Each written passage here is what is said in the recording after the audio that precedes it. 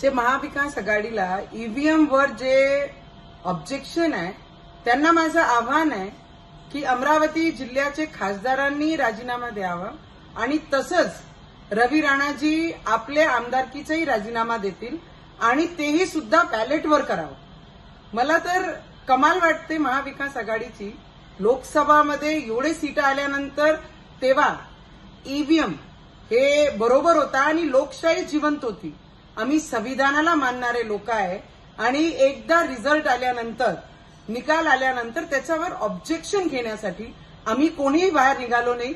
एवढा जरी आहे तर अमरावती जिल्ह्याचे खासदारांनी राजीनामा द्यावा आणि आमचे बडनेरा मतदारसंघाचे आमदार रवीजी सुद्धा हे राजीनामा देतील आणि होऊन जावं एकदाच बॅलेटवर आपले मतदान. एबीपी माझा, उघडा डोळे बघा नीट.